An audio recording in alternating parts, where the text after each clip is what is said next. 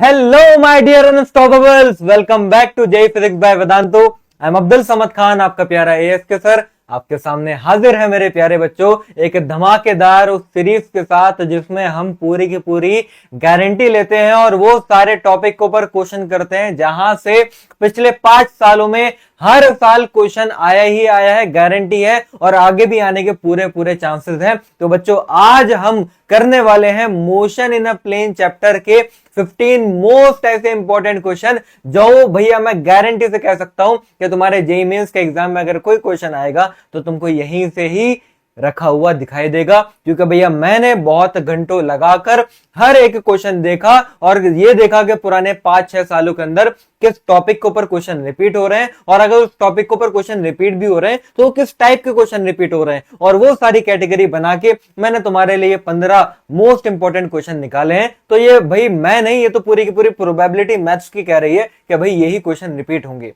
तो आओ यार जोश और जुनून के साथ शुरू करते हैं हम आज का ये सेशन। तो फटाफट कर दो आप वीडियो को लाइक अगर मेरी आवाज और वीडियो बढ़िया से तुमको सुनाई दिखाई दे रही है, और कर लो चैनल को सब्सक्राइब अगर आपने अब तक नहीं करा है, क्योंकि भैया अभी ये नया चैनल है और यूट्यूब के एल्गोरिथम के हिसाब से यार अभी ये बहुत रेयरली चांसेस होगा कि ऐसा ये तुम्हारे सामने दोबारा से कोई मेरा सेशन आए।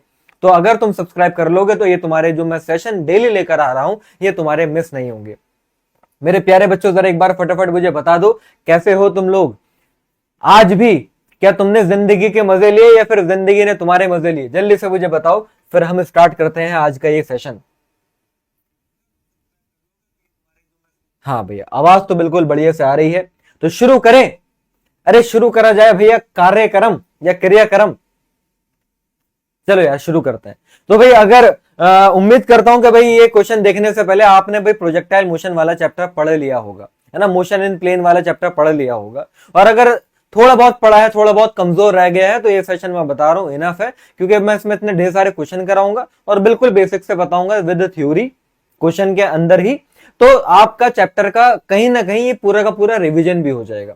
तो अब जरा मैं मुद्दे की बातों पर आता हूं। तो मैंने ये देखा है ना, जो मैंने ट्रेंड देखा, जो मैंने थोड़ी सी रिसर्च करी इसके ऊपर, तो मुझको ये पता चला कि भाई मोशन इन अ प्लेन वाले चैप्टर से ले देके हर साल अगर क्वेश्चन कहीं से आ रहे हैं तो सबसे बड़ा नाम जो मेरे सामने निकल कर आया वो आया भैया प्रोजेक्टाइल। मतलब ये बात गारंटीड है बच्चों, पिछले पुराने 5 साल को देखते हुए कोई सा ऐसा साल नहीं गया जिसमें तुम्हारे पेपर के अंदर प्रोजेक्टाइल मोशन का क्वेश्चन रखा हुआ ना दिखाई दे। तो प्रोजेक्टाइल मोशन बच्चों गारंटी है, तो इसको तो मान के चलो कि यहां से क्वेश्चन आएगा ही आएगा। और अगर बाय चांस अगर यहां से नहीं आया, वैसे तो मैं कह रहा हूं 90% चांस है यहां से आएगा, अगर बाय चांस यहां से नहीं आया तो फिर वो जो मैंने तुमको टॉपिक्स पढ़ा है ना, रिवर क्रॉसिंग प्रॉब्लम या फिर रेन मैन प्रॉब्लम, इन दोनों टॉपिक में से किसी एक टॉपिक के ऊपर क्वेश्चन आ जाएगा। देखो भले ये जो हमारा चैप्टर है मोशन इन अ प्लेन है, मोशन इन अ 2D है, मतलब ऑब्जेक्ट 2 एक्सेस में मूव कर रहा है, तो कई बार ऐसे भी होगा थोड़ा सा डिफरेंशिएशन इंटीग्रेशन भी करवा लेंगे, लेकिन वो आने के चांसेस मतलब ऐसा समझो कि 5% है, ये आने के चांसेस ऐसा समझो कि 15% है, और बाकी के 80% चांसेस ये है कि तुमको प्रोजेक्टाइल ही देखने को मिलेगा। तो उसी हिसाब से उसी ऑर्डर में मैंने नंबर ऑफ क्वेश्चन डिवाइड करे हैं। और यार अब सेशन की हम शुरुआत करते हैं बहुत तेजी से। Hi sir, hi sir. हाँ भाई कैसे हो मेरे प्यारे बच्चों, क्या बात है, क्या बात है। आओ यार चलो जोश और जुनून के साथ शुरू करते हैं। और देखो भाई अगर तुम आ गए हो, आधे घंटे का सेशन होने वाला है, तो मेरी तुमसे ये तुम्हारे लिए रिक्वेस्ट रहेगी। देखो मास्टर तुम्हारे ही फायदे के लिए तुमसे रिक्वेस्ट कर रहा है कि ये सेशन तुम पूरा लगाना। एक आध क्वेश्चन देख लोगे उससे तुम्हारा कोई फायदा नहीं होगा, इससे तो तुम ना ही देखो। अगर देख रहे हो तो मैं ये तुमसे रिक्वेस्ट करता हूं कि 15 क्वेश्चन को तुम बस देखो और मेरे साथ साथ सॉल्व करो, ठीक है। फिर जब 15 क्वेश्चन में से तुम चेक करना, अपने आप को नंबर भी देते हुए चलना, या फिर अगर तुम देख भी रहे हो ना तो एटलीस्ट देखते हुए तो चलना कि हाँ यार ये क्वेश्चन तो मैं कर सकता था। और मैं बता रहा हूं आधे से ज्यादा ये वो क्वेश्चन मैं तुमको दिखाने वाला हूं जो मैं तुमको देख के निगाहों में ही मैं तुमको ये क्वेश्चन सॉल्व करा दूंगा, इशारों में। वो गाना नहीं है, अरे इशारों में दिल देने वाले, तो भैया इशारों में हम 7-8 क्वेश्चन तो सॉल्व कर लेंगे। तो तुम ये चेक करना कि हाँ यार ये क्वेश्चन अपने बस के हैं या नहीं है। अगर तुमको ऐसा लग रहा है कुछ भी समझ में नहीं आ रहा, इसका मतलब तुम्हारा जो चैप्टर है वो बर्बाद हो चुका है। और अगर तुमने, मैं कह रहा हूं कि किसी बच्चे ने अगर 15 में से 12 क्वेश्चन भी अगर मेरे साथ सॉल्व कर ले तो ये चैप्टर बहुत शानदार तुम्हारा हो चुका है। ठीक है, तो ये इसलिए तुमको पूरा सेशन लगाने की जरूरत है, तो तुमको इस सेशन का बेस्ट बेनिफिट देखने को मिलेगा। अच्छा भाई, चलो यार अब पहले क्वेश्चन से शुरुआत करते हैं। बिल्कुल आसान उस तरीके से मैं तुमको समझाऊंगा। तो क्या बोला गया, ये इसी साल का देखो आया हुआ क्वेश्चन है, और इसी साल का आया हुआ इसका मतलब ये नहीं कि इसी साल ही आया, ये वो सारे क्वेश्चन है जो रिपीट हो रहे हैं। ये आज से 2-3 साल पहले भी ऐसा क्वेश्चन आया था, हर वो क्वेश्चन में लेकर आया हूं। तो बोला यह गया कि भाई हमारे पास है 2 बॉल्स जिनका है सेम मास, जिनको फेंका गया है, फेंक दिया सेम इनिशियल वेलोसिटी से। समझ रहे हो ना, इमेजिन करके क्वेश्चन को पढ़ना है तो तुमको मजा आएगा।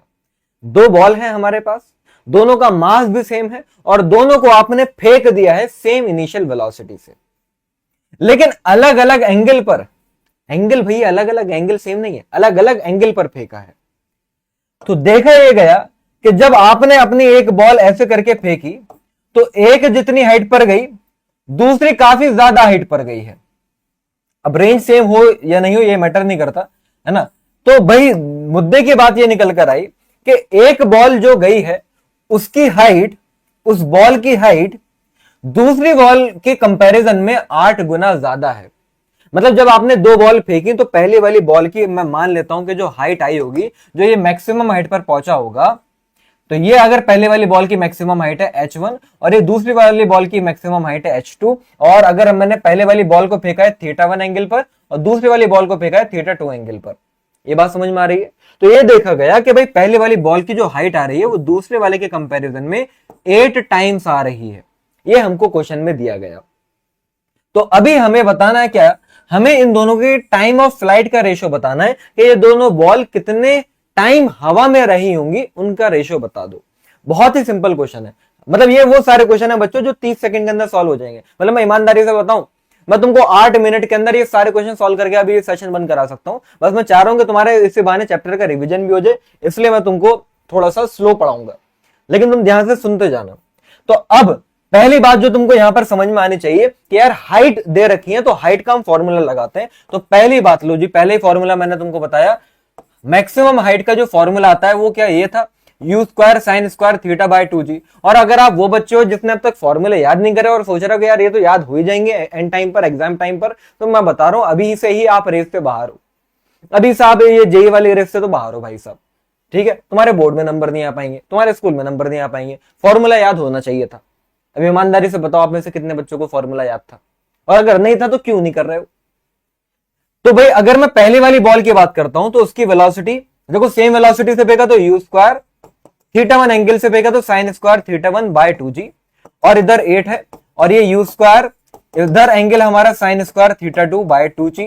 तो भैया 2g से 2g गया, u² से u² गया, तो यहां से अगर आप देखें तो ये sin θ1 बाय sin θ2 का होल स्क्वायर 8 आ रहा है, sin θ1 बाय sin θ2 का होल स्क्वायर 8 आ रहा है, या फिर मैं बोलूं sin θ1 बाय sin θ2 हमारा √8 दैट इज 2√2 आ रहा है। भैया अभी आंसर नहीं आया, अभी सुनो जरा, आपको क्या निकालना था, आपको टाइम ऑफ फ्लाइट का रेशियो बताना था।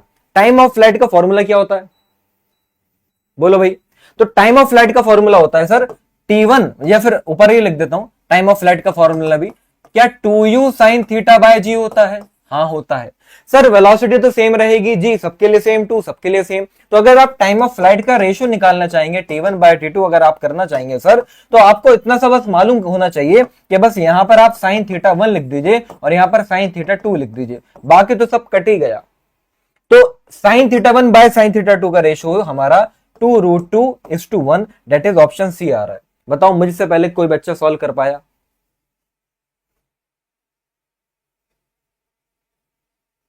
समझे भाई, समझे क्या चल रहा है इधर ये?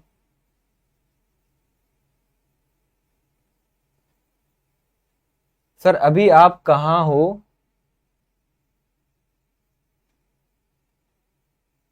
मैं भाई घर पे हूं अपने। अभी मैं दिल्ली में नहीं हूं यार, मैं अपने होम टाउन में हूं।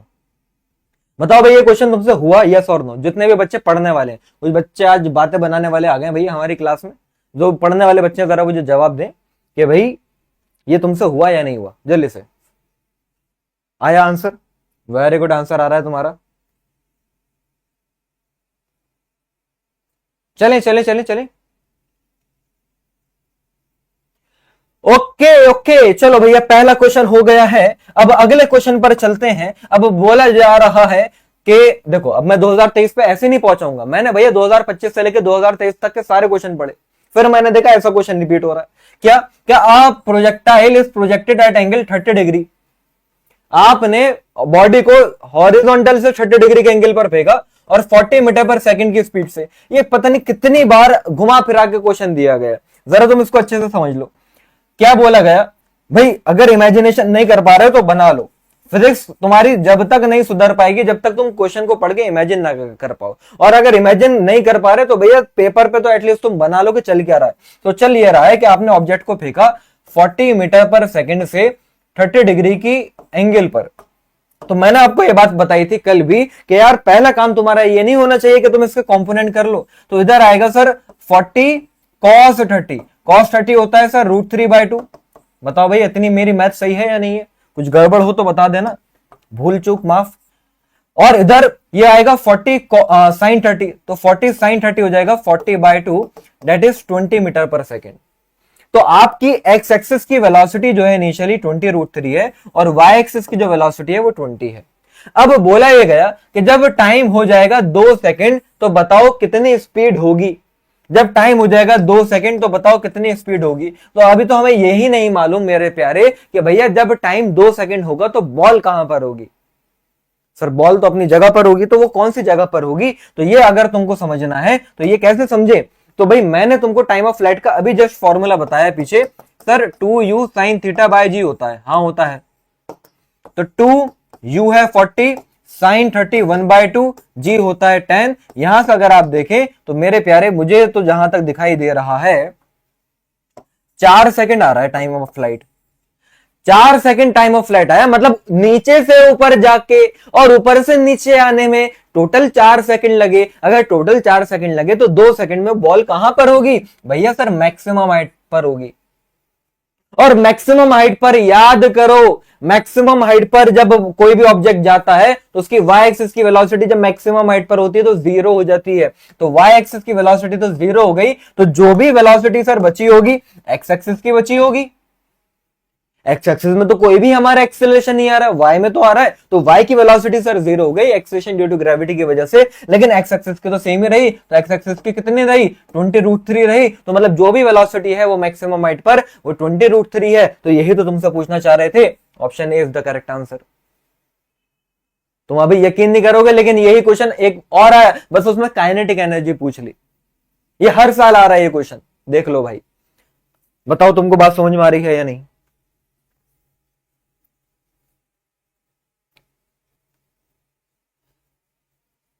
आई was from VLC Janakpuri, Adarsh Yoddha. तो यार तुम तो मुझे जानते होगे फिर। भैया अपना असली नाम बताओ, अपनी असली पहचान करवाओ। इजी पीजी, क्या बात है। बोलो भैया, कौन हो तुम, कहां से आए हो? अच्छा, देखो फिर दोबारा 2025 में आ गए हम। अब देखो इस बार कैसा क्वेश्चन पूछा गया, चलें ये तुम ट्राई करोगे? बताओ।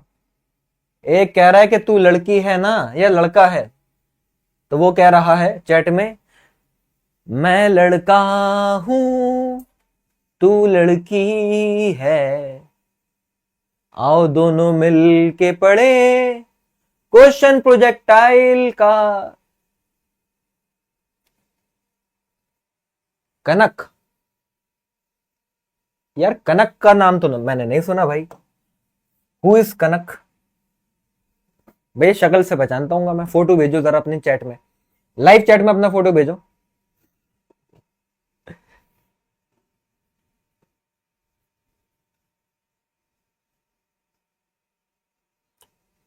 दीपक है मेरा नाम। सवित और रुद्राक्ष वाले बैच में था। हाँ यार, सवित और रुद्राक्ष तो मुझे मालूम है। अच्छा, तो तुम छोड़ के चले गए थे, ओहो, इसलिए मैं तुमको नहीं जानता। कोई बात नहीं, कोई बात नहीं। अब यहां पढ़ाई कर ले, आओ। तो यार ये बात बताओ, तुम तो 11th क्लास में थे ना, तो अब तो तुम 12th क्लास में आ गए होगे, तो तुम 11th क्लास में कैसे पढ़ रहे हो? तुम फेल वेल तो नहीं हो गए भाई 11th क्लास में? हैं? चलो मैं क्वेश्चन पर आता हूं यार, बातें करते रहेंगे। A particle is projected with velocity you, object को आपने यू वेलोसिटी से फेंका हॉरिजॉन्टल से, और ये देखा गया कि भाई उसकी जो रेंज आ रही है वो 3 गुना आ रही है उसकी मैक्सिमम हाइट से। जरा समझना जरा बच्चों इस चीज को, ये एक ट्रिक के ऊपर है क्वेश्चन, और मैं बच्चों से कहता हूं हर साल आता है, बस तुमको पता नहीं चलेगा कि ये उसी ट्रिक के ऊपर क्वेश्चन है।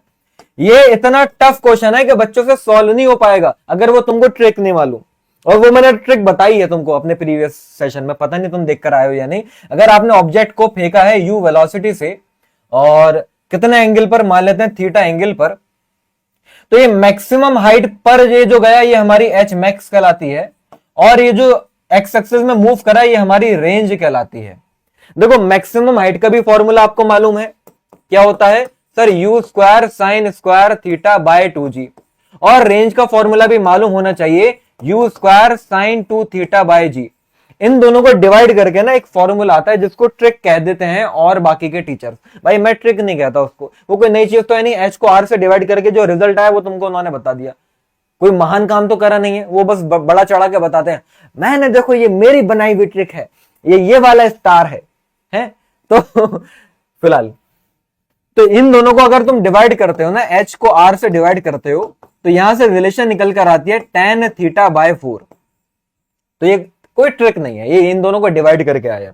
अब H by R tan theta by 4 के बराबर है, ये होता है भैया एक रिलेशन। अब क्वेश्चन में क्या बोल दिया गया, अकॉर्डिंग टू द क्वेश्चन, कि जो हमारी हाइट है वो 3 गुना है, नहीं उल्टा बोल रहा हूं मैं, रेंज जो है वो 3 गुना है हाइट की, मतलब आर जो है वो 3h के बराबर है। तो अगर वो यहां पर मैं रिलेशन में रख देता हूं, लास्ट ईयर भी देखो इस रिलेशन के ऊपर क्वेश्चन आया था, इंपॉर्टेंट है यार। तो मैं क्या करने वाला हूं, आर की जगह पर 3h रख रहा हूं भाई, तो ये हो जाएगा 3h, तो ये tan थीटा बाय 4, h से h गया, तो यार tan थीटा की वैल्यू मेरे प्यारे बच्चे आ रही है 3/4। तो ये कहीं ना कहीं हमको एंगल देना चाह रहे थे। ये जो मैंने अभी तुमको रिजल्ट निकाल के दिखाया है, अच्छा खासी लंबी चौड़ी डेरिवेशन करके ये बनता, मैंने तुमको बहुत आसान तरीके से बता दिया कि tan थीटा 3/4 आ रहा है। लेकिन सर आप ये कर क्यों रहे हो? हमसे पता है क्या पूछा गया, हमसे पूछा यह गया है हॉरिजॉन्टल रेंज बताओ। हमसे क्या पूछा गया है? सर हॉरिजॉन्टल रेंज बताओ। आप ये क्या निकाल रहे हो, ये क्या निकाल रहे हो, क्या है ये, क्यों है ये, क्या खबर, फिर मगर आप करवा रहे हो तो करना पड़ेगा भैया, कर लो। ये tan थीटा 3/4 आया ना। अभी आगे की मुद्दे की बात सुनो, तुम रेंज चाहते थे, ले भाई रेंज का फॉर्मूला लिख रहा हूं, u square sine 2 theta by g. क्या निकाल पाओगे? नहीं निकाल पाओगे। क्यों नहीं निकाल पाओगे? क्योंकि नहीं निकाल पाओगे। अरे क्यों नहीं निकाल पाएंगे सर? क्योंकि यहां पर tan थीटा आया है और यहां पर sin 2 थीटा है। अब तुमको मैथ्स समझ में आनी चाहिए। अब तुमको लग रहा है कि फिजिक्स टफ है, अरे तुम डूबे हुए हो मैथ्स में, तुमको मालूम ही नहीं। अब ये जो मैं पढ़ा रहा हूं वो मैथ्स है, अब तुमको ये समझ में नहीं आया तो मैथ्स की गलती। ये tan theta perpendicular upon base, तो ये ट्राइंगल मैंने बताया, तो ये 3/4, तो ये हाइपोटेनियस आएगी 5। समझ रहे हो?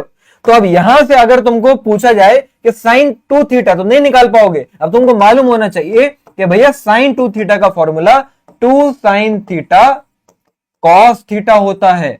अब तुम कर पाओगे। तो 2 sine theta, theta sine theta होता है परपेंडिकुलर अपॉन हाइपोटेनियस, मतलब 3/5, और कॉस थीटा होता है मास्टर जी 4/5। अच्छा, तो क्या करें?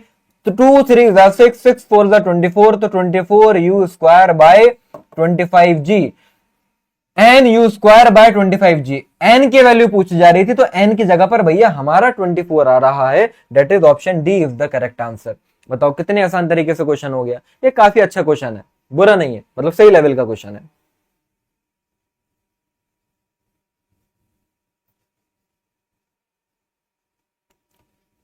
बोलो भाई।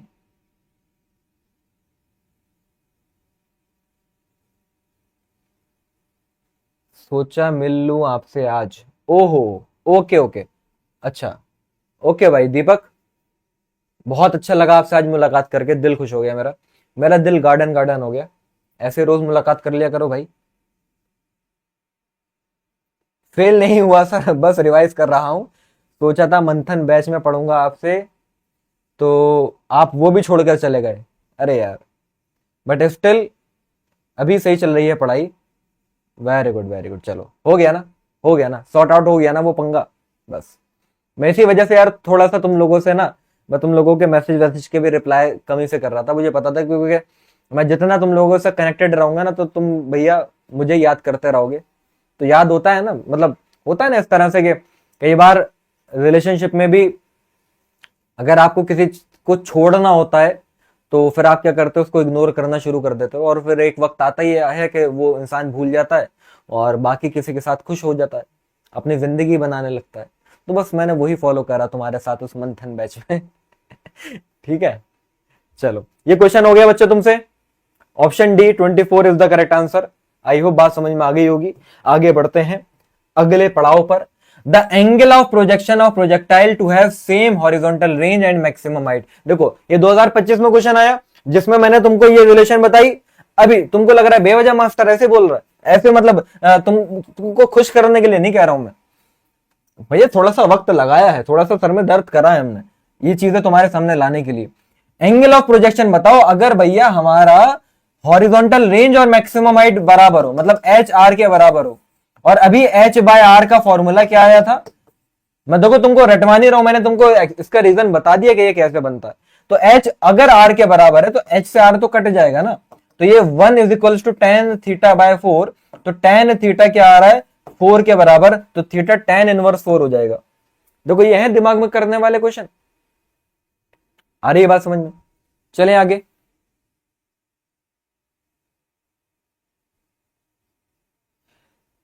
रेंज मैक्स पे 45 पे क्यों होती है सर? अच्छा, एक बच्चा कह रहा है कि भाई मैक्सिमम रेंज जो है वो 45 डिग्री पर क्यों होती है।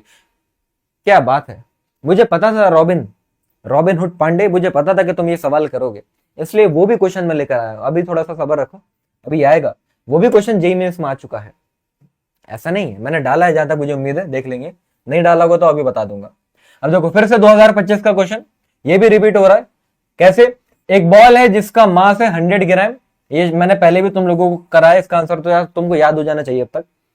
अगर आपने उसको 20 मीटर पर सेकंड से फेंका है 60 डिग्री के एंगल पर, ले भाई ले भाई ले, यहां से अगर ऑब्जेक्ट को हमने फेंका 60 डिग्री के एंगल पर 20 मीटर पर सेकंड से, तो पहला काम सर बिना आगे क्वेश्चन पढ़े मैं क्या कर लूंगा, इसकी एक्स एक्सिस की स्पीड निकालूंगा जो कि 20 cos 60 हो जाएगी 10 मीटर पर सेकंड, और वाई एक्सिस की स्पीड निकालूंगा जो कि 20 sin 60 हो जाएगी 10√3। अच्छा, अब सर ये ऐसे जाएगा, ये ऐसे जाएगा जाएगा जाएगा जाएगा, गिरेगा गिरेगा गिरेगा, ऐसे करके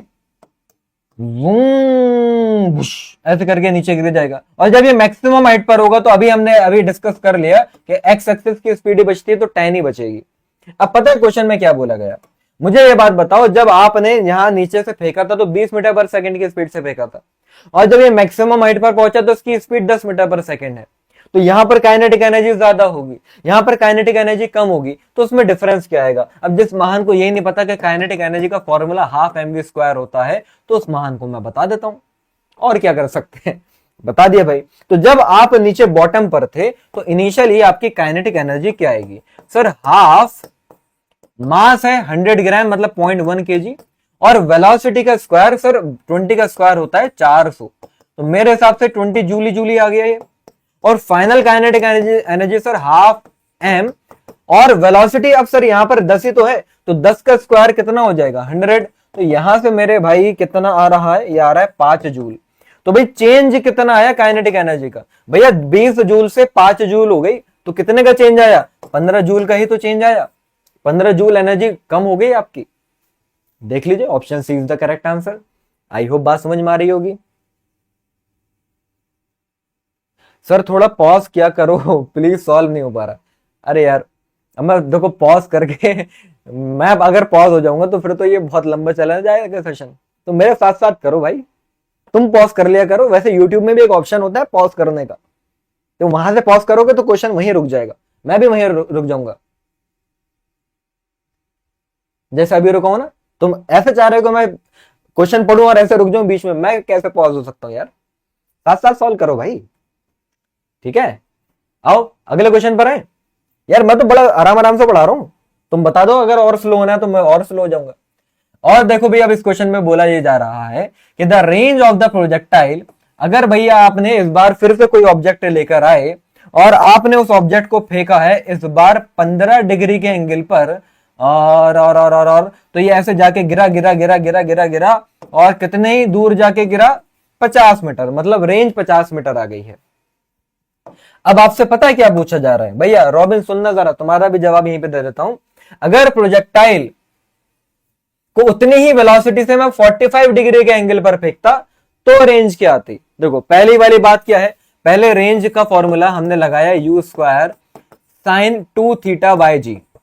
रेंज दे रखी थी 50, वेलोसिटी कितनी है भाई? वेलोसिटी नहीं दे रखी, कोई बात नहीं, तो u स्क्वायर ही लिख देते हैं। और यहां पर ये साइन 15 डिग्री है, तो यहां पर जब मैं थीटा 15 डिग्री है तो ये साइन 30 हो जाएगा, और 30 का मतलब 1/2, और जी भी नीचे है, तो यहां से u स्क्वायर की वैल्यू मेरे हिसाब से 100g आ रही है। इसको अभी आप संभाल के रखिए। अब आपसे ये पूछा गया कि अगर आपने ऑब्जेक्ट को ग्राउंड से 45 डिग्री के एंगल पर फेंका है, तो अब रेंज का फॉर्मूला अगर आप दोबारा से लगाते हैं तो यहां पर साइन 2 थीटा बाय जी आएगा। अब जरा सुनो, क्यों ऐसा होता है कि 45 डिग्री के एंगल पर रेंज मैक्सिमम होती है? रेंज के फॉर्मूले में देखो, वेलोसिटी, जितनी वेलोसिटी से तुम फेंक सकते हो यार फेंक दिया तुमने, एक्सेलरेशन ड्यू टू ग्रेविटी तुम्हारे हाथ में है नहीं। अगर आप अब भी चाह रहे हो कि कोई ऑब्जेक्ट बिल्कुल दूर, मैक्सिमम दूरी पर जाए, तो आपको ये एंगल मैक्सिमम करना पड़ेगा, और साइन की मैक्सिमम वैल्यू होती है 90 डिग्री पर, तो साइन की वैल्यू मैक्सिमम 90 डिग्री पर होती है, तो यहां पर 2 थीटा की जगह पर 90 रखना पड़ेगा, मतलब थीटा की जगह पर 45 रखना पड़ेगा। और वो इस क्वेश्चन में हुआ, जब मैंने थीटा की जगह पर 45 रखा तो ये साइन 90 हो गया, और साइन 90 1 होता है। तो अभी ये जो भी रेंज आ रही है ना मेरे प्यारे बच्चे, ये मैक्सिमम रेंज ही आ रही है। अब लेकिन क्वेश्चन में अब क्या है, u स्क्वायर बाय जी है ना, तो यहां से अगर हम देखें तो u स्क्वायर की जगह पर 100g आपको रख देना है, तो g से g हो गया, 100 मीटर आ गया, 100 मीटर आ गया। Option B is the correct answer. एक बार आप अच्छे से देख लीजिए, उम्मीद करता हूं कि आपको ये बात अच्छे से समझ में आ रही होगी। क्या बात है sir? No sir, it's all right, है ना? स्पीड तो सही जा रही है ना, बस करते जाते हैं फटाफट। अभी तो थोड़ी सी और बढ़ाऊंगा मैं, अभी तो स्लो स्लो चल रहे हैं। अब देखो, बहुत कमी से ऐसा होता है कि भाई हमारे प्रोजेक्टाइल की इक्वेशन पर आ जाए क्वेश्चन। प्रोजेक्टाइल की इक्वेशन क्या होती है, मैंने कल शायद ड्राइव भी कराई थी, या जब भी मैंने पढ़ाया था, या ड्राइव जरूर कराई होगी। वो कुछ इस तरह आती है, x tan theta minus g upon 2 u square cos square theta और ऊपर एक्स स्क्वायर, ऐसे कुछ आती है। ये हमारी प्रोजेक्टाइल की इक्वेशन है भाई, चेक कर लेना। ये लिखवाई थी मैंने आपको, बोलो बोलो बोलो। हाफ जी टी, हाँ बिल्कुल ये लिखवाई थी। अब ये इक्वेशन ऑफ प्रोजेक्टाइल, मतलब वो जो हमारा प्रोजेक्टाइल ऐसा वाला जो पाथ फॉलो करता है ना, ये जो आप पाथ देख रहे हैं, इस पाथ को हम पैराबोला कहते हैं। कौन बोला? पैराबोला। तो ये जो पैराबोलिक पाथ है, तो इस पैराबोलिक पाथ की इक्वेशन होती है मैथ्स में ए एक्स माइनस बी, वैसे तो प्लस होता है, a x plus b x square, इस टाइप से होती है पैराबोला की इक्वेशन। तो ये भी देखो इसी फॉर्मेट में ही आया ना कहीं ना कहीं, तो इसलिए इसका पाथ पैराबोला होता है। फिलहाल अभी इस क्वेश्चन में क्या बोला गया, इस क्वेश्चन में हमको ये बात दे दी गई कि y is equals to x minus x square by 20 है, और अभी मैंने आपको बताया y इज इक्वल्स टू हमारे लिए a x plus b x square होता है। बच्चों देखो, इस क्वेश्चन को समझने के लिए थोड़ा सा एफर्ट और ज्यादा लगाओगे तो समझ में आ जाएगा। आप पहले अगर कंपेयर करें तो देखो, आपको a की वैल्यू दिख रही होगी, सर यहां कुछ नहीं है मतलब 1 है, और b की वैल्यू दिख रही होगी सर माइनस का 1/20। इतना तो समझ में आ रहा है। देखो वैसे ये बहुत टफ क्वेश्चन हो जाएगा, मैं तुम्हें बड़ा आसान तरीके से बता रहा हूं। अभी सॉल्यूशन देखोगे तो तुमको यकीन आएगा कि कितना टफ था ये a की वैल्यू 1 और b की वैल्यू माइनस 1/20 हमने कंपेयर करके निकाल ली। पूछा हमसे ये जा रहा है कि ये मैक्सिमम कितनी हाइट पर पहुंच पाया होगा, मतलब वही एच मैक्स निकालना है। अब यहां पर एच मैक्स निकालने के लिए कोई फॉर्मूला काम में नहीं आएगा, यहां पर फंस जाओगे।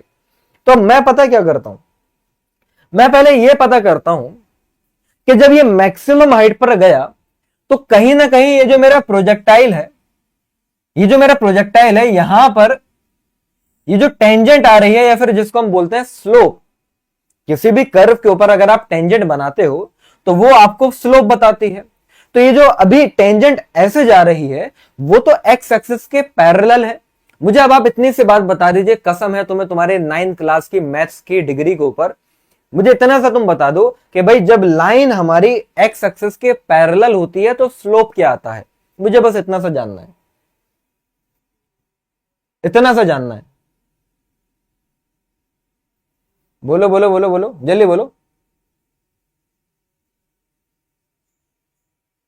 Sir please help me to start JEE preparation. यार सचिन तुम कल भी पूछ रहे थे। अभी रुको यार, ये पढ़ाने दो जरा, तुमसे रुक के बात करते हैं, अभी लाइव में बात करते हैं तुम्हारे साथ दिक्कत क्या आ रही है। ठीक है, अभी स्पैमिंग मत करो, अभी पढ़ाने दो वरना फ्लो टूट जाएगा, बाकी बच्चों का टाइम वेस्ट होगा। लास्ट में रुक जाना, तुम्हारे साथ दिक्कत क्या आ रही है मैं तुमको हल दे दूंगा। बाकी बच्चे जरा फटाफट मुझे इसका जवाब दो कि भैया जब, ये किसी को नहीं मालूम क्या कि जब हमारी लाइन एक्स एक्सिस के पैरेलल होती है तो स्लोप क्या होता है। वेरी गुड, सबसे पहले स्पार्की ने जवाब दिया, शाबाश। क्या सर जीरो होता है slope when line parallel to, है ना, जब लाइन लिख लो भाई पैरेलल टू। मुझे लग रहा है फर्स्ट डिग्री बनवा के आए हो तुम 9th क्लास की, बाकी बच्चे बता नहीं पा रहे। जब लाइन पैरेलल होती है ना एक्स एक्सिस के तो मेरे प्यारे स्लोप जो है वो जीरो होता है। और स्लोप जीरो होता है तो इससे मैं पता क्या निकालूंगा, तुम जरा देखो, तुमने सोची भी नहीं होगी कि सर ऐसा भी कर सकते हैं। ये थी ना इक्वेशन, स्लोप को dy बाय dx भी बोलते हैं भाई। तो डिफरेंशिएशन पर आ जाओ। हाँ डिफरेंशिएशन, अरे हाँ देखो डिफरेंशिएशन से सॉल्व करा दिया। ये x का डिफरेंशिएशन 1 और x स्क्वायर का हो जाएगा 2x, तो ये 2x by 20 that is 1 minus x by 10। और अभी हमने देखा कि भाई हमारा स्लोप तो जीरो आ रहा है तो इसको मैं जीरो के इक्वल रखूंगा, तो 1 is equal to x by 10, तो x की वैल्यू 10 आ रही है। मतलब मेरी तो x की वैल्यू 10 आ रही है मेरी x की वैल्यू 10 आ रही है। मतलब जब x की वैल्यू 10 होगी तो डेफिनेटली ये वो x एक्सिस का पॉइंट है जहां पर x की वैल्यू 10 है कि वो मेरा ऑब्जेक्ट मैक्सिमम हाइट पर है। तो ये अब x की वैल्यू पुट कर दूंगा इसी में, यही x की वैल्यू अब इस इक्वेशन में पुट कर दूंगा। तो वो जो y आएगा ना, वर्टिकली जो बता रहा है y बता रहा है, तो y हमें हाइट बता देगा। बस क्वेश्चन खत्म हो गया। तो x की जगह पर 10 रखा तो 10 माइनस 10 का स्क्वायर 100 बाय 20, तो यहां से अगर आप देखें तो 5 मीटर आ रहा है। मतलब मैक्सिमम हाइट इज 5 मीटर। देखो कितने आसान तरीके से मैंने तुमको समझा दिया। ये मतलब 2 स्टेप का क्वेश्चन था, वो तो समझाने में थोड़ा बेसिक से ज्यादा बातें लिखी है मैंने। अब जरा ध्यान से देखो, बात समझी है या नहीं। सर नीचे भी देख लिए होते, क्या देखना है भाई, युग, पैराबोला, पैराबोला, क्वाड्रेटिक, हाँ भाई। चलूं चलूं चलूं यार, जितने बच्चे यार अभी लाइव देख रहे हैं, बड़ी बड़ी शर्म की बात होती है कि उतने लाइक भी नहीं करते। तो तुम्हारे लाइक करने में पैसे कटते हैं क्या? ये मैं इतना बेकार पढ़ाता हूं कि तुमको लगता है कि क्या ही इस बंदे को क्या लाइक करूं मैं, है? समझ नहीं आ रहा? ऐसा तो नहीं है भैया। मैं फिर से बता देता हूँ, ये थोड़ा सा अलग हटके क्वेश्चन था, आपको इक्वेशन दे रखी थी। बस आपको इतना सा समझ में आना चाहिए कि जब मैक्सिमम हाइट पर तुम गए हो, तो जब मैक्सिमम हाइट पर गए होगे तो लाइन एक्स एक्सिस के पैरेलल होती है। ये मैथ्स है यार, मुझे लग रहा है तुम्हें समझ में इसलिए नहीं आ रहा, मैथ्स में तुम कमजोर रह गए हो, उसको जरा सुधारो। तो अगर लाइन एक्स एक्सिस के पैरेलल है तो स्लोप जीरो होता है। और मैथ्स से ही ये बात आती है कि स्लोप का मतलब डिफरेंशिएशन ऑफ y होता है, मतलब dy बाय dx। तो मैंने जब डिफरेंशिएट करा और डिफरेंशिएट करके जीरो के इक्वल रखा तो x की वैल्यू 10 आ गई। मतलब जब x की वैल्यू 10 आ गई, मतलब मैं अभी मैक्सिमम हाइट पर हूं। जब मैं मैक्सिमम हाइट पर हूं, x की वैल्यू 10 आ गई है, तो y की वैल्यू क्या आ रही होगी? तो इस इक्वेशन में मैंने जहां पर x है वहां 10 रख दिया, तो वहां से जब मैंने देखा तो y 5 आ रहा है। सीधी सी बात है। मतलब जब मैक्सिमम हाइट पर होगा तो मैक्सिमम कितनी हाइट पर होगा? 5 मीटर की हाइट पर होगा। मैंने दो तुमको सवाल करा दिए। अगर आपसे पूछते जब मैक्सिमम हाइट पर होगा तो एक्स एक्सिस में कितना चला होगा? तो 10 चला होगा। वाई एक्सिस में कितना चला होगा? 5 चला होगा। इतना सा तो क्वेश्चन है, ऑप्शन बी। अब यार इससे ज्यादा और क्या एक्सप्लेन करूंगा आपको। चलो भाई, हाँ भाई, एक बच्चे ने सवाल करा था ना, देखो 2023 में तुम्हारी इसी बात पर क्वेश्चन आ गया कि अगर बॉडी को 45 डिग्री के एंगल से आपने फेंक दिया है तो उसकी रेंज मैक्सिमम आती है। क्या ये बात सही है या गलत है? अभी मैंने आपको बताई थी। और मैक्सिमम रेंज तभी आती है जब हमारी 2 थीटा की वैल्यू 1 के बराबर हो जाए। मतलब ये 2 थीटा नहीं, sin 2 थीटा की वैल्यू हमारी 1 के बराबर हो जाए। तो क्या एसर्शन सही है क्या रीजन सही है, क्या ये इसका करेक्ट एक्सप्लेनेशन है, ये आप बताएंगे यार, ये मैं नहीं बताऊंगा, ये क्वेश्चन आप लोग बताओ, ठीक है। ये मैं होमवर्क के लिए छोड़ रहा हूं। फिलहाल इसका आंसर मैं अभी चैट बॉक्स में जरूर देखना चाहूंगा कि आप लोग बता पा रहे हो या नहीं। सर डिफरेंशियल में कांस्टेंट जीरो क्यों होता है? यार डिफरेंशियल में कांस्टेंट जीरो क्यों होता है, इसका जवाब मैं तुमको ये दूं। डिफरेंशिएशन का मतलब ही ये है कि जो चीज बदल रही है उसको तोड़ देना, ठीक है। वैसे तो ये मैथ्स वाले सर तुमको अच्छे से बता पाते, लेकिन चलो मैं बता देता हूं। डिफरेंशिएशन का मतलब क्या है कि जो भी चीज बदल रही है उसको तोड़ दो, तोड़ के फेंक दो उसे। लेकिन अब जो चीज बदल ही नहीं रही तो तुम उसको क्या तोड़ोगे?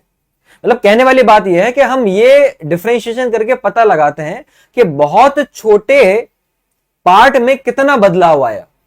अब आपने खुद ही कहा कि सर कांस्टेंट का डिफरेंशिएशन जीरो क्यों होता है। मुझे ये बात बताओ, आज से 100 साल पहले भी टू टू हुआ करता था, आज भी टू है, 1000 साल के बाद भी टू टू ही रहेगा, कि इसकी वैल्यू बदल रही है? अब जब इसकी वैल्यू नहीं बदल रही तो बहुत शॉर्ट इंटरवल में भी इसकी वैल्यू वही रहेगी, टू। मतलब इसके अंदर बदलाव क्या आया, चेंज क्या आया? जीरो, कोई चेंज नहीं आया। मतलब सेम उसी तरह मैं तुमसे कहना चाह रहा हूं कि भैया जैसे बचपन से लेकर अब तक तुम्हारे अंदर बदलाव आया, तुम्हारी हाइट बढ़ी, बहुत सारी चीजें बढ़ती गई होंगी, वो अलग बात है कि दिमाग थोड़ा सा छोटा होता जा रहा है, लेकिन बाकी चीजें तो बड़ी होती जा रही हैं। तो चेंज आ रहा है नहीं आ रहा, तो तुम्हारा डिफरेंशिएशन करेंगे तो चेंज दिखेगा, चेंज दिखेगा। लेकिन अब अगर मैं इस पेन की बात करता हूं तो यार ये जो पेन था, जब तुम बचपन में थे तो भी इतना ही बड़ा था, और तुम इतने बड़े घोड़े हो चुके हो तो भी इतना ही बड़ा पेन है, इसकी लेंथ में कोई चेंज नहीं आ रहा, तो ये कांस्टेंट है, मतलब चेंज नहीं आ रहा। तो डिफरेंशिएशन आपको चेंज बताता है कि चेंज कितना आ रहा है, तो चेंज जीरो आ रहा है, ठीक है। अच्छा, अब जरा रेंज वाले केस में एक और कैटेगरी है जो अच्छी है, जिसके ऊपर क्वेश्चन पूछे जा सकते हैं, लो वो भी मैं तुमको बता देता हूं। वैसे ये भी मैंने आपको बात पढ़ाई है।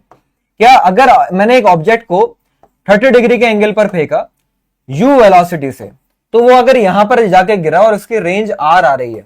अब मुझे आप इस चीज का जवाब दीजिए, अगर मैंने इसी ऑब्जेक्ट को उसी वेलोसिटी से 60 डिग्री पर अगर फेंका होता तो रेंज क्या आती?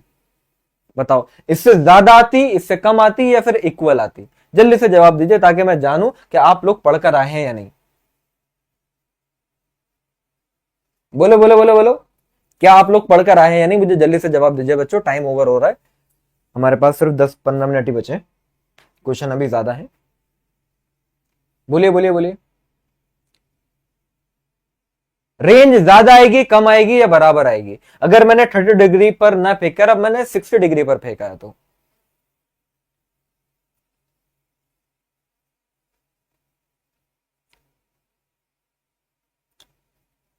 अरे बोलो भाई, शर्मा रहे हो क्या?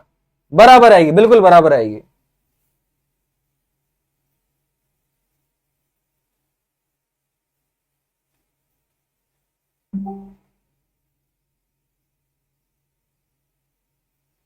क्या बात है, क्या बात है, वेरी गुड वेरी गुड, बिल्कुल सही जवाब दिया आपने। कोई कह रहा है लेस आएगी, कम कैसे आएगी यार? ना ना ना ना यार, तुम मतलब पढ़ के नहीं आए हो बच्चों, तुम जरा समझो। तुम कॉमन सेंस से अभी सोच रहे हो, लेकिन थोड़ा मैथमेटिकली सोचो कि यार रेंज का फॉर्मूला सर ने बताया था u square sine 2 theta by g. लाओ मैं तुमको इसका प्रॉपर एक्सप्लेनेशन दे देता हूं। साइन 2 थीटा का फॉर्मूला क्या होता है sir? 2 sine theta cos theta by g. अब जरा मुझे बताओ, अब जरा मुझे बताओ कि अगर मैंने ऑब्जेक्ट को थीटा एंगल पर फेंका है तो ये रेंज आ रही है, लेकिन अगर मैंने ऑब्जेक्ट को 90 माइनस थीटा एंगल पर फेंका होता, कितना एंगल पर? ध्यान से सुनना यार, अब तुम गलत जवाब दे गए, तुमको ये सीखना पड़ेगा, वरना यार ये बहुत बेसिक बात है और ये क्वेश्चन आ सकता है और आपका गलत हो जाएगा, आपको बड़ा अफसोस होगा कि यार इतनी बेसिक सी बात मैं कैसे भूल गया। तो सीख लो कि अगर आपने ऑब्जेक्ट को थीटा एंगल पर फेंका तो ये रेंज आ रही है, अगर अब आपने ऑब्जेक्ट को, मैं कह रहा हूं इस एंगल पर 90 माइनस थीटा एंगल पर फेंका तो क्या रेंज आएगी? तो अब देखो दूसरे वाले केस के लिए जब मैं रेंज लिखने चलूंगा ना, तो ये यू स्क्वायर 2 साइन थीटा की जगह पर अब क्या हो जाएगा सर? साइन थीटा की जगह पर हो जाएगा 90 माइनस थीटा, और ऐसे कॉस थीटा की जगह पर भी क्या हो जाएगा sir? Cos 90 minus theta divided by g. अब मुझे इतना सा आप जवाब दे दो यार, अब इतना तो तुमको आता होगा कि sine 90 minus theta cos theta होता है। और cos 90 minus theta sine theta होता है। तो मेरे महान, जरा समझ मेरी बात को कि यार ये u स्क्वायर 2 साइन थीटा, मतलब चलो साइन थीटा का cos थीटा हो गया, ठीक है, तो 2 cos theta sine theta by g ही तो हो जाएगा। तो ऊपर वाले फॉर्मूले में और नीचे वाले फॉर्मूले में क्या फर्क आया? क्या कोई वैल्यू में चेंज आया होगा? नहीं आया होगा। यही तो जादू है कि मतलब अगर तुम किसी ऑब्जेक्ट को जिस एंगल पर फेंकते हो उसके कॉम्प्लीमेंट्री एंगल पर भी फेंकोगे तो भी रेंज सेम आएगी। कॉम्प्लीमेंट्री एंगल का मतलब जिनका सम 90 डिग्री हो। जैसे कि मैंने तुमसे पूछा कि अगर तुमने 30 डिग्री पर फेंका तो अगर तुम्हारे लिए θ1 30 डिग्री है, तो अगर आपने ऑब्जेक्ट को 60 डिग्री पर फेंका होता, 60 कैसा है? 90 माइनस थीटा करके, तो दोनों ही केस में रेंज बराबर आएगी। अब उसका रेशो पूछ रहे हैं तो उसका रेशो तो 1:1 ही हो जाएगा। मतलब अगर आप इसको 60 डिग्री पर फेंकते हो ना बच्चों, यार तुम मेरी क्लास या तो लगा नहीं रहे थे या फिर तुमने लगाई है तो सही से नहीं लगाई, क्योंकि मैंने ये बात पढ़ाई थी अभी, शायद परसों ही तो पढ़ाया था मैंने कि ये ऐसे जाके ऐसे आ रहा है। ध्यान दो जरा, बात समझ में आई है? यस और नो जल्दी से बताइए, आगे बढ़ते हैं। इंपॉर्टेंट था ये।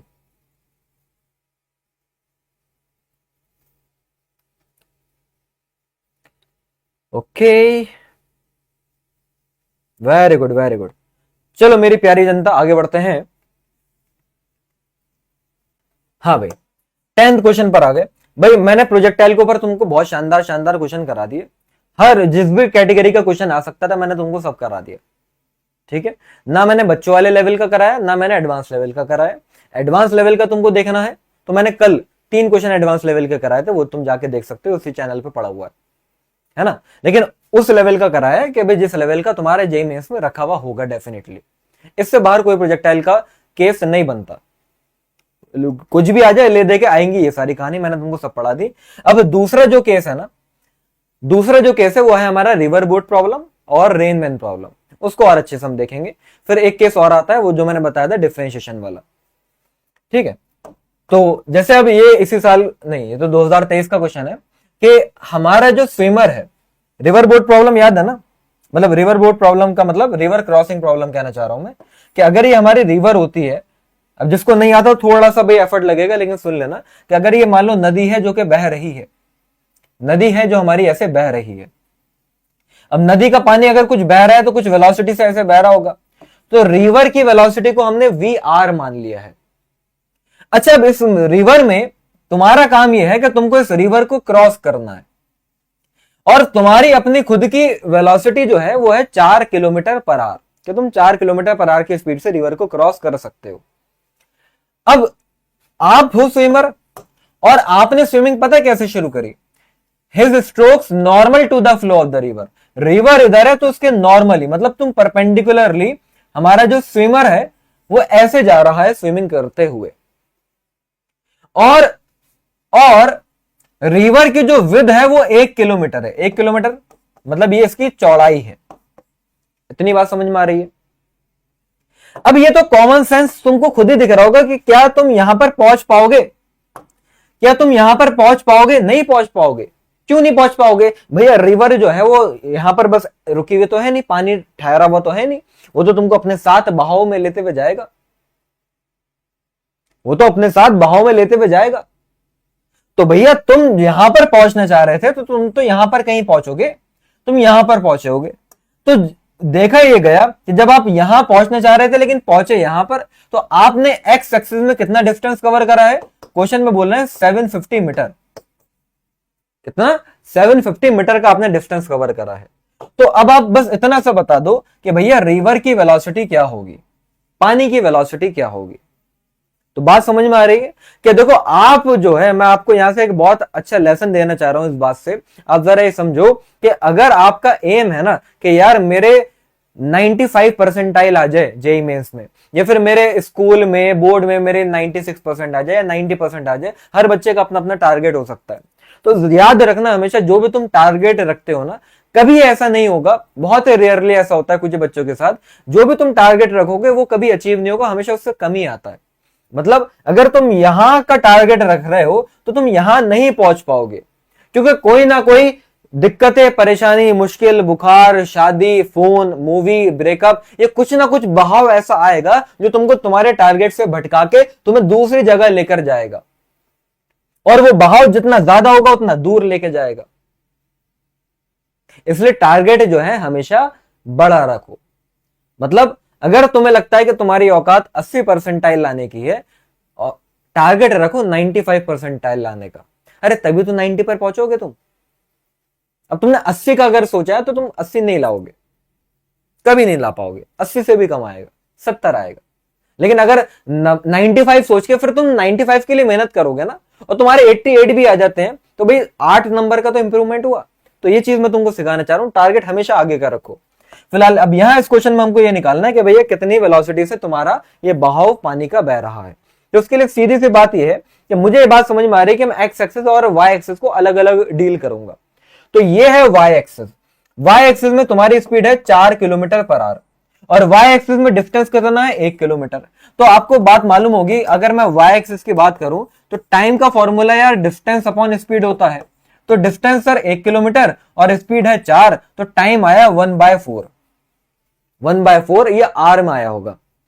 अब अगर मैं आ जाऊं एक्स एक्सिस में, देखो दो स्टेप में क्वेश्चन खत्म करा दूंगा मैं ये। अब तुम अगर एक्स एक्सिस में आ जाओ तो एक्स एक्सिस में कितना चले हो, इतना चले हो। अब एक्स एक्सिस में तो तुम इस स्पीड की वजह से चले होगे ना।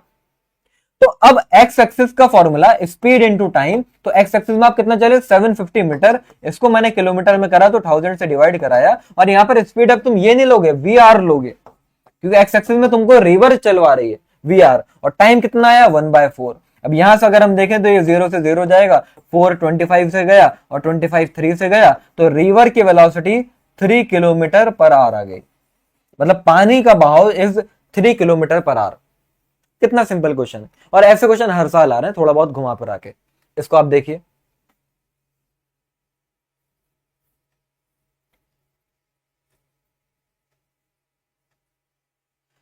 सर अब तो लाइट ही डिस्ट्रैक्शन है।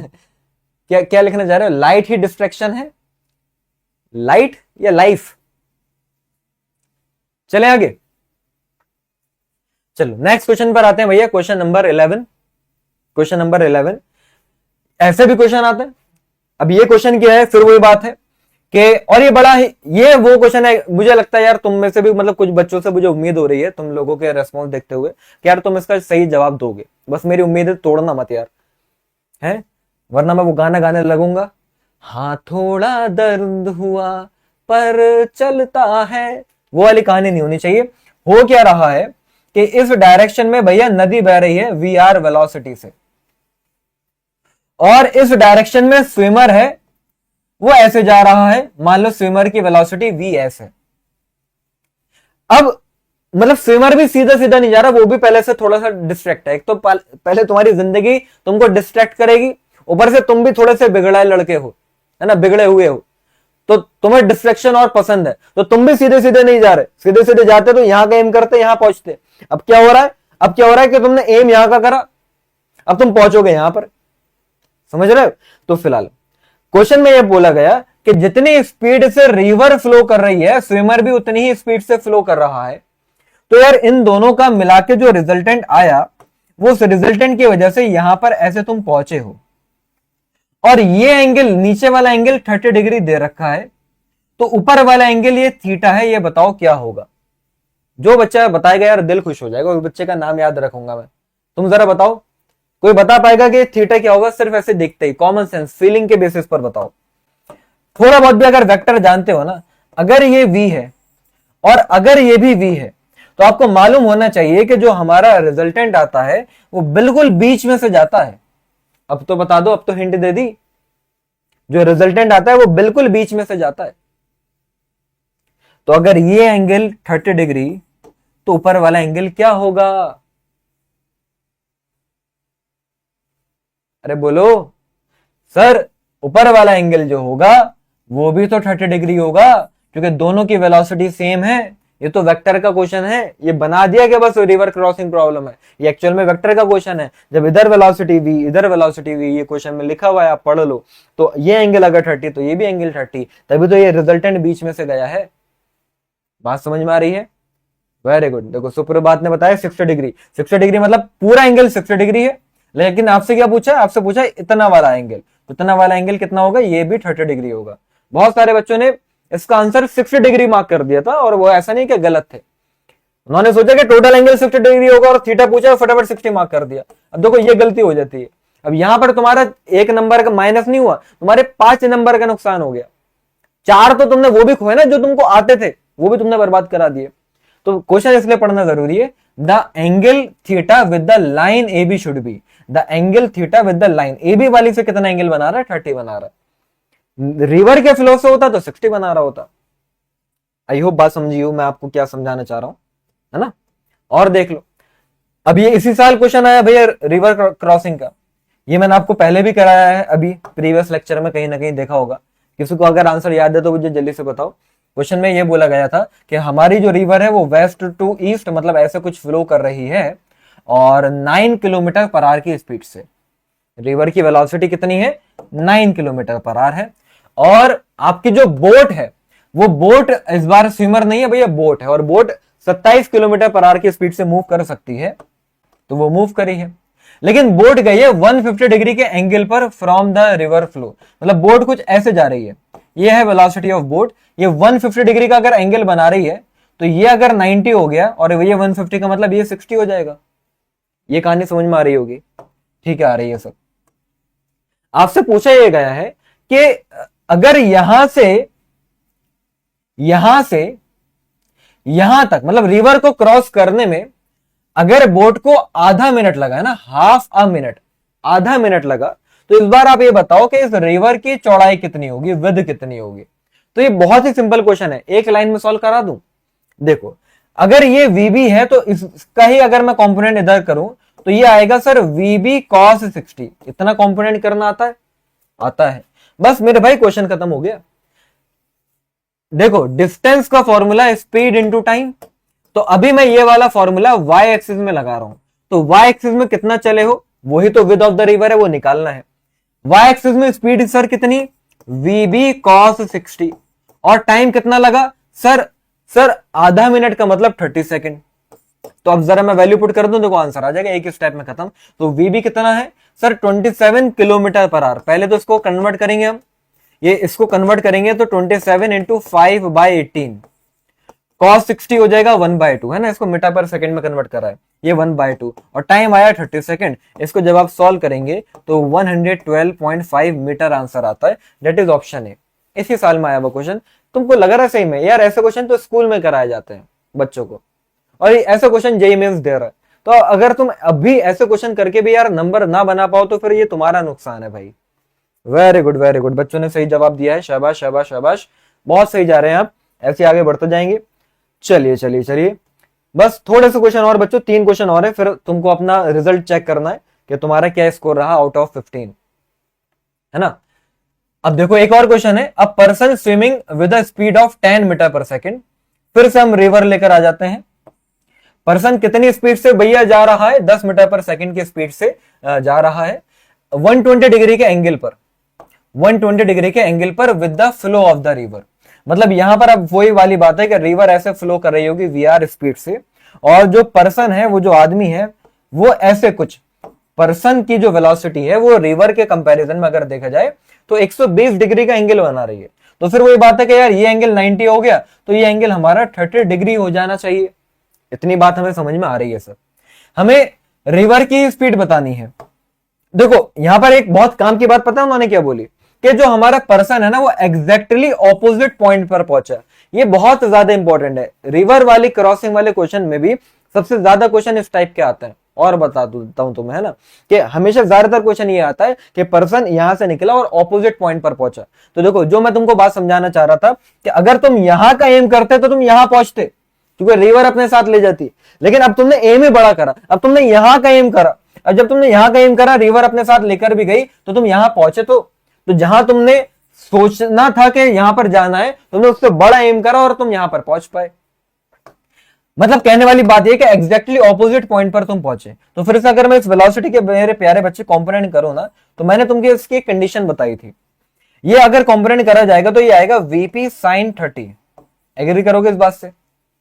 और ऊपर की तरफ वेलोसिटी आ रही है VP cos 30।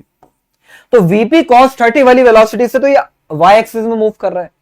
लेकिन अगर मैं x एक्सिस में देखूं तो x एक्सिस में इसका कोई भी मूवमेंट नहीं हुआ। अरे तभी तो ये एग्जैक्ट ऑपोजिट पॉइंट पर पहुंच पाया, ना आगे मूव हुआ ना पीछे मूव हुआ। मतलब ये बात यहां से निकल कर आई कि वीपी साइन 30 जो है वही वीआर के बराबर होगा, तभी ऐसा पॉसिबल हो सकता है, ये कंडीशन होगी। तो वीपी इज सर 10, साइन 30 इज 1/2। तो यहां से बताओ वीआर क्या आ रहा है सर, यहां से वीआर 5 मीटर पर सेकंड आया। कितना आसान तरीके से हमने सॉल्व कर लिया। आ रहा है, मजा आ रहा है, फील आ रही है, समझ में आ रही है बातें? क्या बात है, वेरी गुड, शाबाश बच्चे।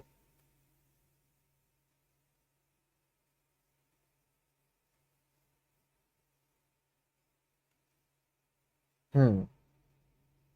सर आर्या हेयर, आर्या, आर्या तो नाम सुना हुआ लग रहा है भाई। चलो ये आखिर के दो क्वेश्चन देख लो भाई, ऐसे भी कई बार आ जाते हैं। मैंने देखो वादा करा था कि जो पढ़ाऊंगा वहीं से आएगा, तो बस ये और देख लेते हैं। यहां पर आपको डिस्प्लेसमेंट दे रखा है, आपसे मैग्नीट्यूड और डायरेक्शन ऑफ वेलोसिटी पूछी जा रही है। तो मैंने कहा था डिफरेंशिएशन वाले क्वेश्चन आ जाते हैं, तो आपको बस इतना सा मालूम होना चाहिए कि वेलोसिटी जो होता है डिफरेंशिएशन ऑफ डिस्प्लेसमेंट होता है। तो अब बस ये कर दो, डिफरेंशिएशन तो आता ही होगा। तो यहां पर 2t² का डिफरेंशिएशन 4t हो जाएगा, लेकिन ये है जे कैप। और जैसे देखो अभी ये 5 है, तो 5 कांस्टेंट है, कांस्टेंट का डिफरेंशिएशन 0 होता है, अभी मैंने तुमको बात समझाई थी। तो आगे तो कुछ आया ही नहीं। तो जब टाइम हमारा 1 सेकेंड है तो वेलोसिटी आ रही है, टी की जगह पर 1 रखा तो 4 जे कैप। तो जब हमारा टाइम 1 सेकेंड है तो मैग्नीट्यूड 4 और डायरेक्शन आ रही है भाई वाई एक्सिस में। तो मैग्नीट्यूड 4 मीटर पर सेकेंड, डायरेक्शन आ रही है वाई एक्सिस में। लास्ट ईयर का आया हुआ क्वेश्चन, कितना सिंपल है, आई बात समझ में? बस चले लास्ट क्वेश्चन पर, बस एक क्वेश्चन और रह गया बच्चों, एक क्वेश्चन और रह गया, इसको और देख लेते हैं कि क्या तुम ये कर पाते हो। ये थोड़ा सा उससे अलग हटके क्वेश्चन नहीं है वही, बस थोड़ा सा एक स्टेप आगे का है। यहां पर आपको एक्स की इक्वेशन दे दी है, एक्स एक्सिस में पार्टिकल की, और वाई एक्सिस में पार्टिकल की इक्वेशन दे दी है। तो यहां पर अगर आप देखो, ये एक्स एक्सिस को मैं लिखता हूं 2 + 4t। मैंने इसको अगर डिफरेंशिएट करा तो वेलोसिटी आएगी, तो 2 का डिफरेंशिएशन 0 और यहां पर बचा 4। तो एक्स एक्सिस की वेलोसिटी 4, और अगर मैं वेलोसिटी को भी डिफरेंशिएट कर दूं तो एक्सेलरेशन आता है। अब मैं 4 का डिफरेंशिएशन करूंगा तो एक्सेलरेशन 0 आएगा। मतलब ये एक वो मोशन हो रहा है जिसमें एक्स एक्सिस में मेरी वेलोसिटी 4 मीटर पर सेकंड है और कांस्टेंट है। अच्छा अच्छा, अब y एक्सिस में अगर हम आए सर, तो y 3t + 8t² है। तो y एक्सिस की वेलोसिटी 3 + 16t हो जाएगी डिफरेंशिएट करके। t का डिफरेंशिएशन 1 और t² का 2t हो गया। अभी बात खत्म नहीं हुई, अगर मैं इसको और डिफरेंशिएट करूं तो y एक्सिस का मेरा एक्सेलरेशन भी आ रहा है। देखो 3 का डिफरेंशिएशन 0, लेकिन t का डिफरेंशिएशन 1 है तो 16 तो आया। मतलब ये एक ऐसा मोशन है जिसमें एक्स एक्सिस में तो वेलोसिटी कांस्टेंट है, लेकिन वाई एक्सिस में एक्सेलरेशन आ रहा है। क्या यही प्रोजेक्टाइल मोशन नहीं है? याद करो, जब मैं किसी ऑब्जेक्ट को फेंकता हूं ऐसे, तो एक्स एक्सिस में वेलोसिटी कांस्टेंट रहती है, लेकिन वाई एक्सिस में वेलोसिटी चेंज होती है, मतलब वाई एक्सिस में एक्सेलरेशन आता है। तो यहां पर भी तो वही है कि एक्स एक्सिस में एक्सेलरेशन 0, वेलोसिटी कांस्टेंट, और वाई एक्सिस में एक्सेलरेशन आ रहा है, मतलब वेलोसिटी कांस्टेंट नहीं है। तो ये तो एक पैराबोला वाली बात को डिनोट कर रहा है। तो एक उस बात से मिल जाएगा, एक uniformly accelerated motion having a parabolic path. तो पार्टिकल का मोशन कैसा हो गया? यूनिफॉर्मली एक्सेलरेटेड मोशन है। देखो एक्सेलरेशन तो कांस्टेंट ही है ना, ये तो वेरिएबल नहीं है, ये तो अब चेंज ही नहीं हो रहा, 16 है तो 16 ही रहेगा। लेकिन पाथ कैसा रहेगा? पैराबोलिक, क्योंकि एक्स एक्सिस में तो कांस्टेंट स्पीड से बढ़ेगा, लेकिन वाई एक्सिस में उसकी स्पीड बढ़ती जाएगी। तो ये ऐसे करके सीधे चलते चलते जूम करके ऐसे ऊपर उठेगा, ऐसा कुछ पाथ आएगा। इसको भी हम पैराबोला ही बोलते हैं, समझे? इसको भी हम पैराबोला ही बोलते हैं। अब बताओ क्या दुख तकलीफ है तुम्हारी, और मुझे फटाफट स्कोर बताएंगे आप सभी बच्चे कि 15 में से कितने क्वेश्चन ऐसे हैं जो तुमने देखते ही समझ में आ गया था कि हाँ ये मैं सॉल्व कर लूंगा। तुम्हारा क्या स्कोर रहा है, जल्दी से बताओ, देन मैं ये सेशन एंड करता हूं, टाइम हो चुका है। और कोई दिक्कत, दुख तकलीफ, परेशानी हो तो बताइए जल्दी से। बस 30 सेकेंड्स के लिए मैं रुका हूं, फिर मैं सेशन एंड कर रहा हूं। जल्दी बताइए, कुछ पूछना हो तो। हम्म।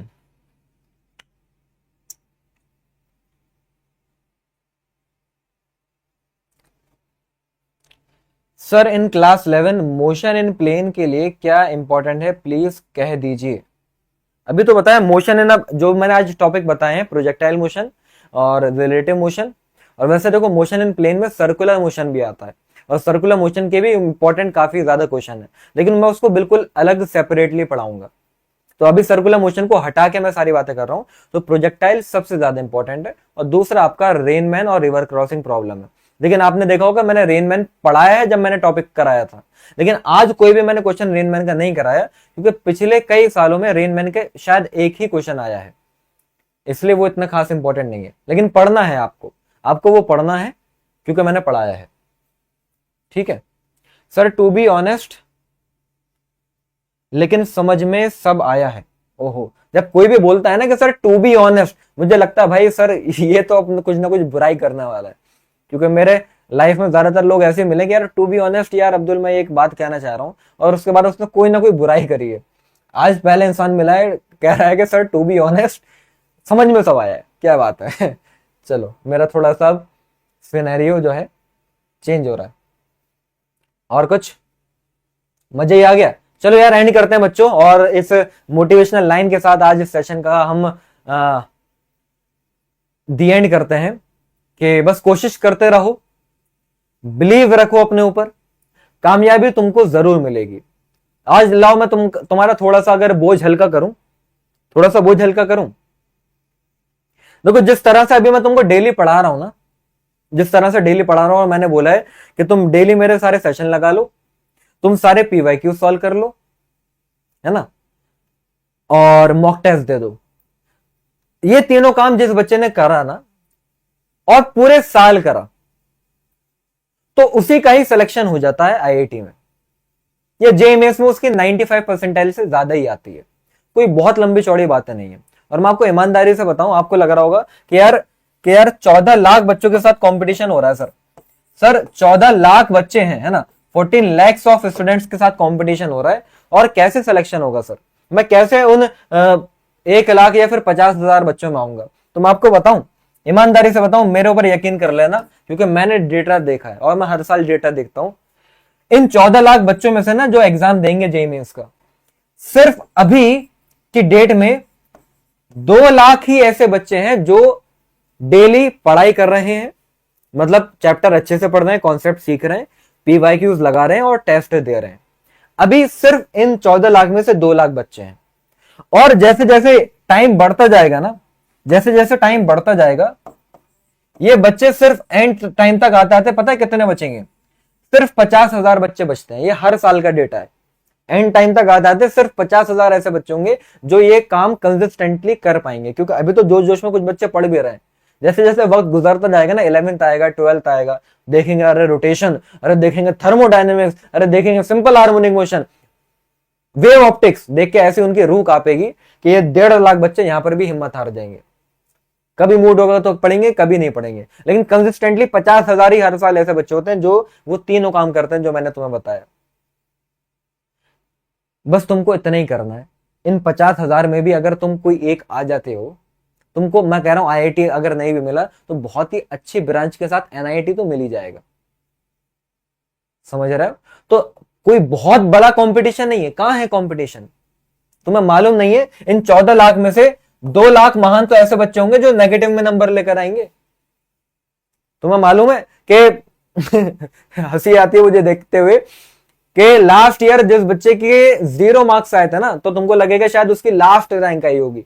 ऐसा नहीं था, उसकी रैंक भी लगभग ऐसी थी 10 लाख के आसपास। अब कैटेगरी वाइज अगर मैं सारी चीजें जोड़ लू ना, तो लगभग तो भी 2-3 लाख बच्चे ऐसे निकल कर आ रहे हैं जो नेगेटिव में नंबर लेकर आ रहे हैं। मतलब नेगेटिव में नंबर लाने के लिए भी एक टैलेंट चाहिए होता है, तो नेगेटिव में नंबर लेकर आ रहे हैं। तो तुम समझो कंपटीशन तुम्हारा 2-3 लाख बच्चों से ही है, बाकी तो फर्जी है। 5-6 लाख बच्चे तो बस मजे मजे में माँ बाप के कहने पर फॉर्म भर देते हैं। तो तुम देखो कि हाँ पॉसिबल है। एक बच्चा रो रहा था ना पूरे सेशन में, कैसे करूं कैसे करूं, भाई तुम इतना कर लो हो जाएगा, बिलीव मी, इतना कर लो हो जाएगा। तो इसी पर एक लाइन है कि देखो परिंदों को मिलेगी मंजिल हमेशा, ये फैले हुए उनके पंख बोलते हैं। परिंदों को मिलेगी मंजिल हमेशा, अरे ये फैले हुए उनके पंख बोलते हैं। अरे जमाने में रहते हैं खामोश अक्सर, जमाने में जिनके हुनर बोलते हैं। खामोशी से पढ़ाई करो और बस इतना सा करना है तुमको, मैंने बात बता दी है। ठीक है बच्चों, चलो यार मैं मिलता हूं अगले सेशन में। चलो आज बहुत बातें हो गई यार, बहुत टाइम हो गया, अब बाकी बातें कल अगले सेशन में मिलते हैं भाई। अगर चैनल सब्सक्राइब नहीं करा तो भाई प्लीज थोड़ा सा सपोर्ट दिखाओ और चैनल सब्सक्राइब कर देना। मिलते हैं अगले सेशन में, जब तक के लिए tata bye bye, see you, Jai Hind.